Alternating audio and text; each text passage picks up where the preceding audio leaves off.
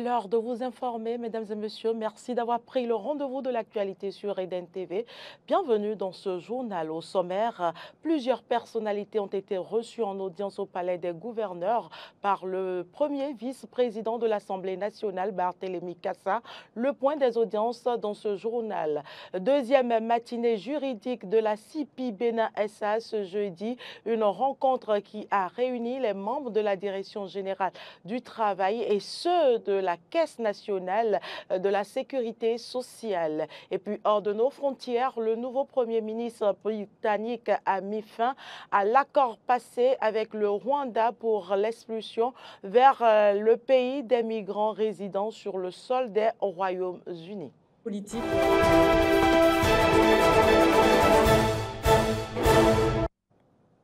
Merci de votre fidélité. Audience au Palais des gouverneurs à Porto-Novo ce jeudi 11 juillet 2024. Une délégation des parlementaires allemands ainsi que Yolande Hunkpodreto et Catherine Aguia ont eu des échanges fructueux avec le premier vice-président de l'Assemblée nationale, Barthélémy Cassa. Retrouvons Prince Martial Agoliago pour plus de détails.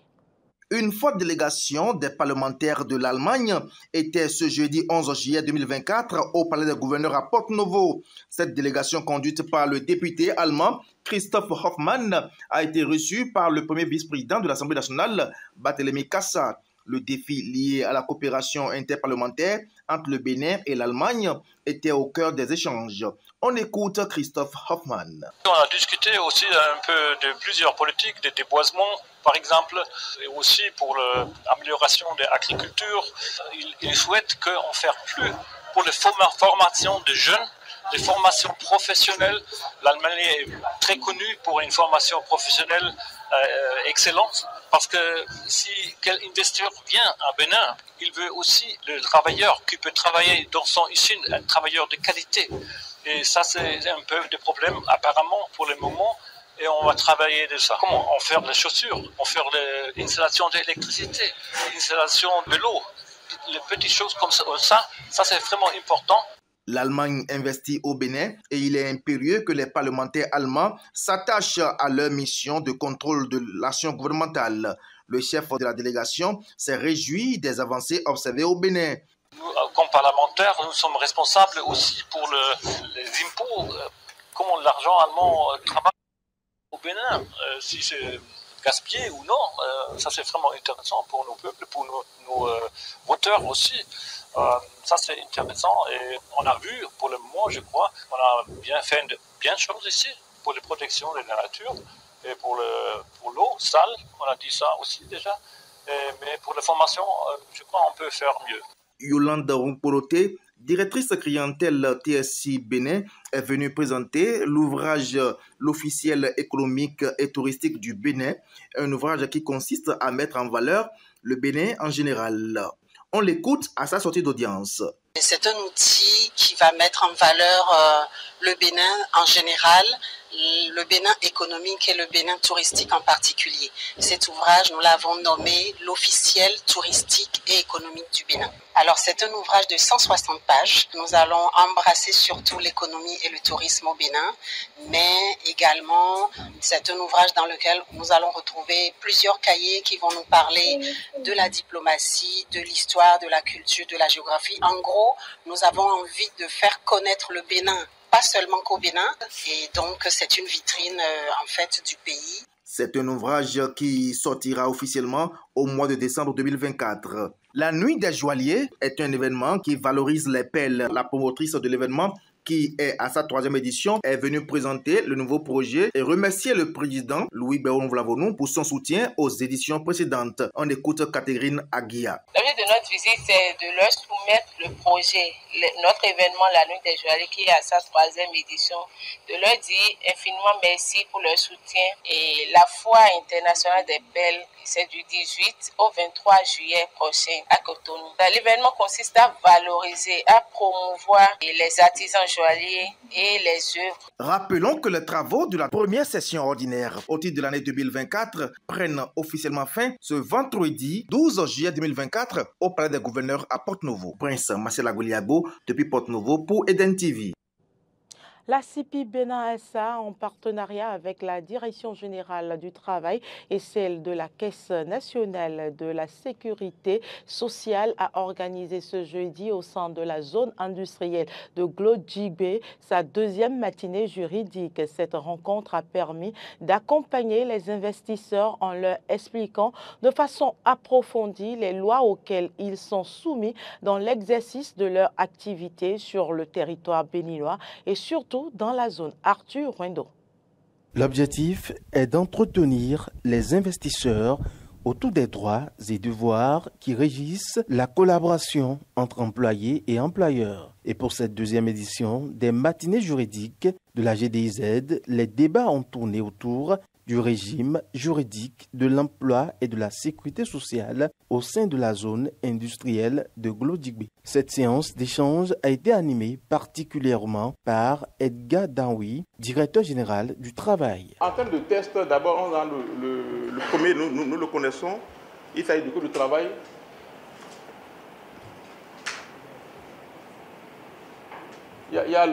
Évidemment, il y a la loi sur la zone. Il y a le code la loi 4 portant code du travail du Bénin. On a la loi 2017-05 que vous connaissez tous. On a la Convention collégiale du travail. Et puis on a la loi portant disposition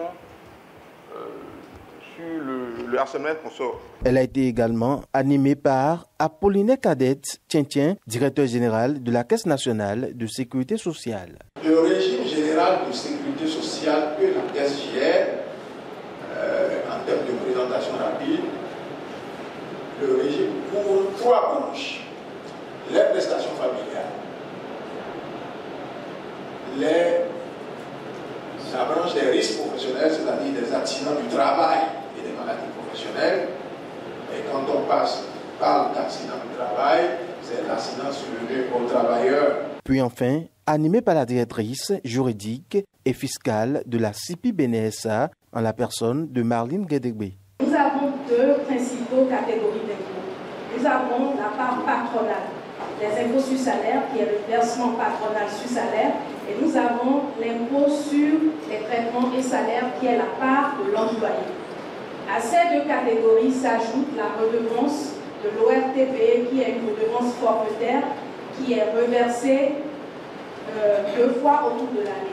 Le directeur général de la CIPI Bénin SA, pour sa part, a profité de cette occasion pour rappeler les avancées notables observées au sein de la zone et a pris l'engagement de travailler ensemble avec ses collaborateurs afin de surmonter les difficultés liées à la zone.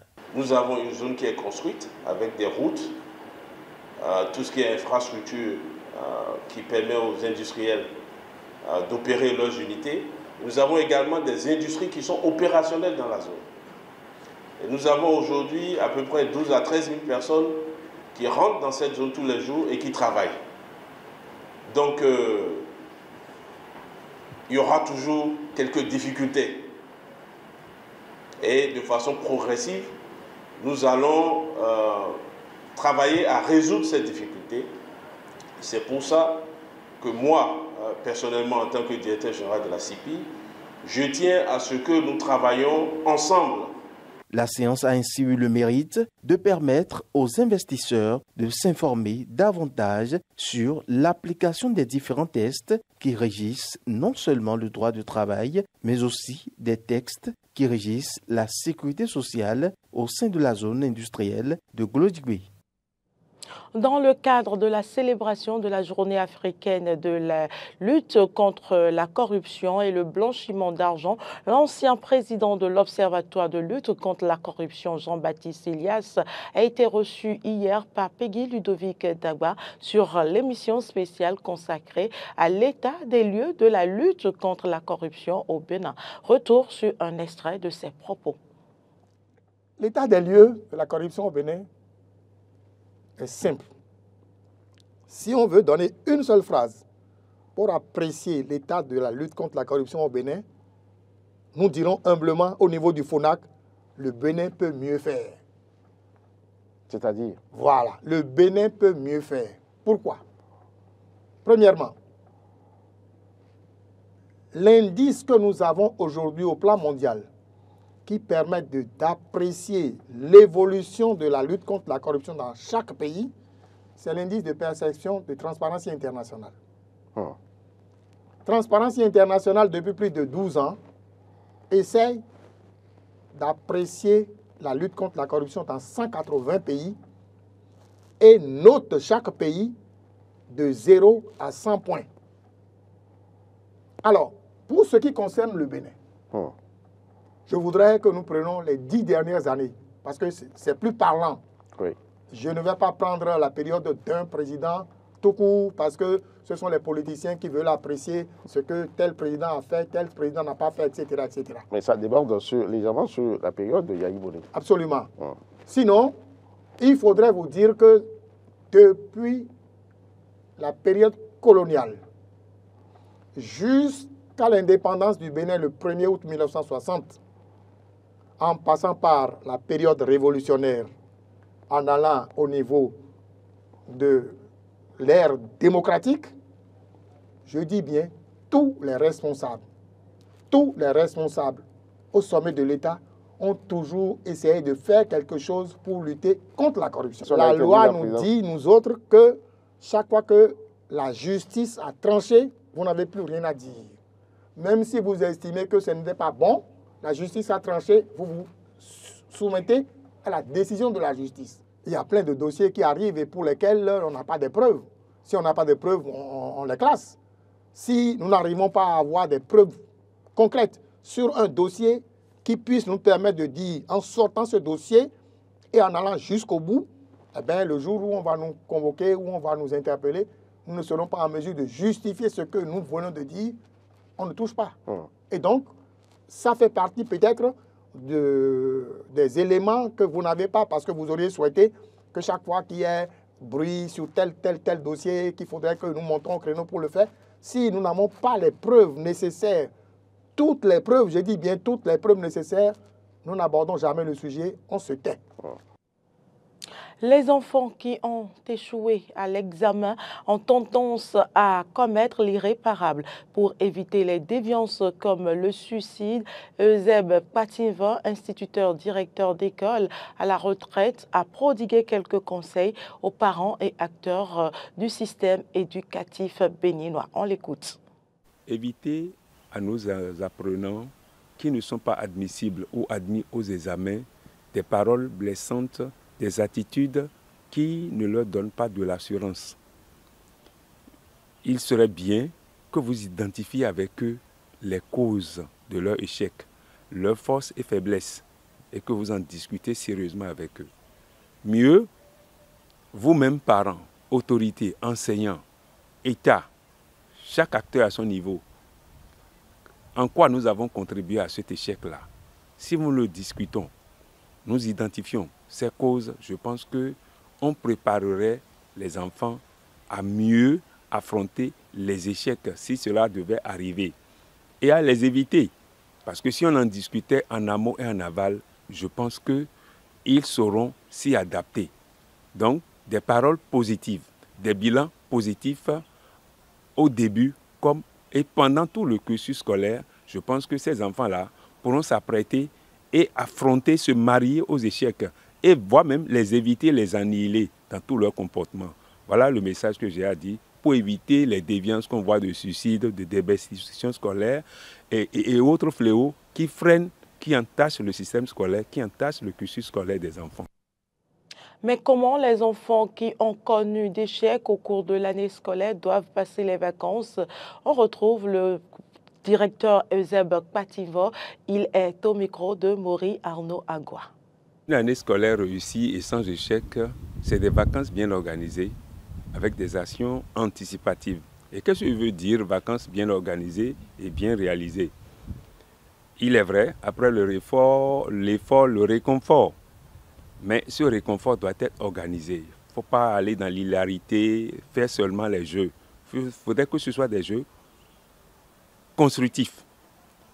Ajouter à cela, il faut amener les enfants qui sont admissibles, qui sont admis, et même ceux qui ont échoué, à revisiter leurs anciens cahiers. Il faudrait qu'ils relisent, il faudrait qu'ils visitent les bibliothèques qu'ils livrent des livres à contenu positif qui puissent les aider les années à venir. Et si c'est possible, il y a des collèges qui organisent des cours de renforcement. Pourquoi ne pas dépenser un peu à amener l'enfant à aller faire ces cours de renforcement? Bon, je veux parler aussi des cours de vacances, mais il faudrait que ces cours de vacances soient des professeurs avertis qui connaissent le niveau après avoir fait l'évaluation diagnostique de ces enfants pour savoir qu'est-ce qu'il faut leur apporter pour la série, pour leur classe, leur nouvelle classe. Aussi, il faudrait les distraire, les faire sortir, aller à la plage, aller visiter les sites touristiques pour qu'ils aient le vocabulaire dans leur expression future. Et beaucoup parler avec eux. Beaucoup de parents ont beaucoup d'argent aujourd'hui, ils cherchent de l'argent, mais ils ne s'asseyent pas avec leurs enfants pour discuter. Le devoir de s'asseoir, c'est surtout pendant les vacances que le parent peut demander un congé administratif, discuter avec ses enfants, les faire distraire, leur donner l'assurance, parce qu'ils ont un nom à défendre, le leur et le vôtre aussi que vous leur avez donné, vous leur avez imposé. Donc, en leur disant qu'ils doivent défendre le nom, en leur donnant les armes, il faudrait qu'ils sentent qu'ils sont considérés et qu'ils ont un nom vraiment à défendre et qu'ils ont une valeur. Avec cette assurance, je suis sûr, les vacances bien organisées, jeux avec cours, rappels, ainsi de suite, les enfants pourront mieux réussir l'année scolaire. Et aussi, j'avertis les parents. Amener un enfant à l'école, c'est un projet. Parfois, il arrive que le parent, à la rentrée ou bien pendant l'année scolaire, ne paie pas la contribution scolaire de l'enfant et on renvoie l'enfant. Tout ça, c'est des causes lointaines d'échec.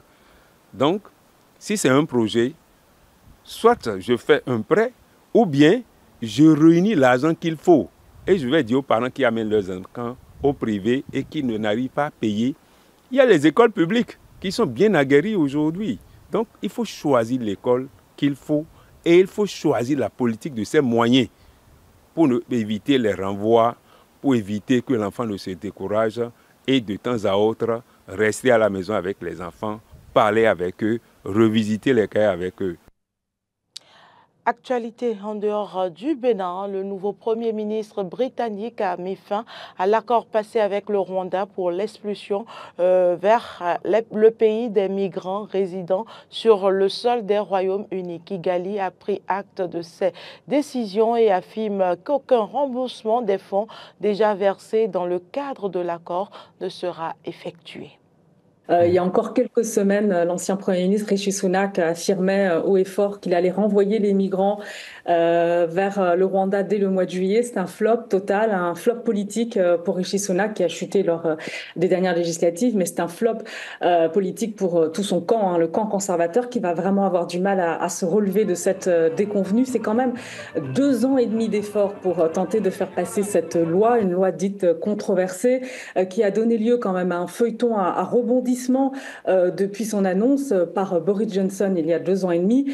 Je vous dis une loi dite controversée parce qu'elle a été pointée du doigt par la Cour suprême qui l'a jugée illégale. Les juges très inquiets du sort réservé aux migrants une fois arrivés sur le sol rwandais, le manque de garantie sur le suivi de ces migrants et puis la crainte aussi de voir le Rwanda à son tour expulser ces migrants vers leur pays d'origine. Une loi controversée dans le collimateur également de plusieurs associations des droits de l'homme au Royaume-Uni, dans le collimateur même d'une commission d'enquête parlementaire britannique et dans le collimateur également du Haut Commissariat aux réfugiés aux Nations Unies. Alors c'est du temps perdu, 2 ans et demi durant lesquels seuls 4 migrantes étaient renvoyées au Rwanda, du temps perdu et de l'argent perdu puisque le Rwanda a annoncé qu'il n'a pas l'intention de rembourser les 280 millions d'euros déjà perçus. Donc, s'agissant des conséquences justement pour le Rwanda, par cette déclaration, il y a quand même des questions à se poser sur les motivations in fine du Rwanda à s'engager dans le cadre d'un tel accord avec le Royaume-Uni. Donc, c'est quand même 280 millions d'euros. On est quand même loin, il faut quand même le dire, des environ 5 milliards d'euros sur 5 ans promis par le Royaume-Uni au Rwanda pour justement permettre l'expulsion et l'accueil d'environ 30 000 migrants, mais c'est une facture salée dans le contexte économique et social actuel pour le gouvernement britannique, pour revenir aux conséquences s'agissant du gouvernement britannique. Et puis, je dirais également qu'il faut quand même rappeler qu'il y a des dizaines de milliers de migrants qui sont arrivés ces dernières années outre-Manche. Et malgré l'annulation de ce projet d'expulsion, de cette loi plutôt d'expulsion des migrants vers le Rwanda, il s'agit quand même d'une priorité, la lutte contre les flux migratoires pour le camp Labour, et qui a promis d'ailleurs un plan B. Donc on va voir ce qui va se passer dans les prochaines semaines. C'est tout pour cette édition. Merci pour l'attention. Les informations se poursuivent sur nos différentes plateformes numériques. À très bientôt.